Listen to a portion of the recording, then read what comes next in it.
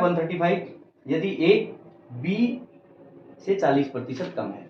40% के रेशियो मैंने आपको बताए हैं। 20% का होता है 1/5, तो 40 का हो गया 2/5। बात चल रही है कम की, यानी 1 5 है तो 1 उससे 2 कम है, तो 5 और 1 2 कम है तो हो गया 3। अब देखूंगा कौन ए है कौन बी है। इस टाइप के क्वेश्चन भी कर चुके हैं, ये प्रीवियस ईयर क्वेश्चन है सीजीएल मैथ्स 2020 का। यदि ए बी से 40% कम है, कम कौन हुआ ए, तो ये आ गया ए और ये हो गया बी। क्योंकि मैंने लिखा 40% के रेशियो 2/5, एक अगर 5 है तो एक उससे 2 कम है, यानी कि 5 में से 2 गया तो 3। ए और बी मैंने निकाल लिया। और सी ए और बी के योगफल का 40% है।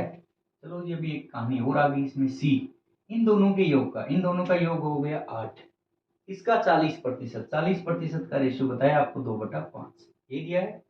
ठीक है जी, तो ये आ गया 8 दूनी 16/5। पॉइंट में लिखता हूं तो आ गया 3.2। 16 में 5 का आप डिवाइड करोगे तो आ गया 3.2। ठीक है जी।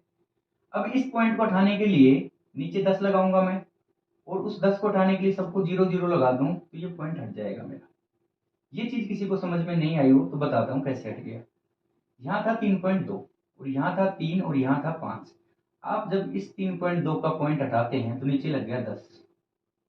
इस 10 को आप यहाँ मल्टीप्लाई करोगे और यहाँ करोगे और यहाँ भी कर दोगे, क्योंकि रेशियो को समान संख्या से मल्टीप्लाई कर सकते हैं। तो मैंने एक 10 उठाया और इससे और इससे मल्टीप्लाई किया, तो इससे क्या तो 50 बन गया, इससे क्या तो 30 बन गया, और जब इससे मल्टीप्लाई किया 10 को तो नीचे वाला 10 से कट गया, तो रेशियो बन गया 50 30 और 32।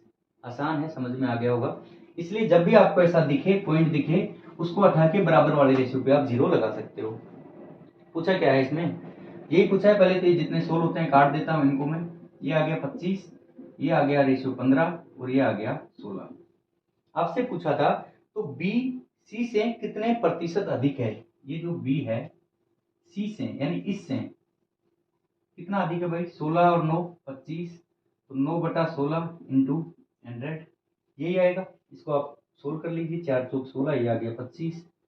25 इंटू 9 किया तो आ गया 225। उसमें देना आपको 4 का डिवाइड, 4 5 20, बच गया 2, 4 6 24, बच गया 1, 56 से ही 1/4% अधिक है, जो कि ऑप्शन बी है। ये क्वेश्चन भी मेंस का था। आप बताइए, प्री लाइव क्वेश्चन है ये भी मेंस में है। डिपेंड करता है चीजें, क्योंकि सारा पेपर टफ नहीं आएगा, चाहे वो प्री का हो चाहे मेंस का हो। पेपर में आएंगे 20-30% क्वेश्चन टफ।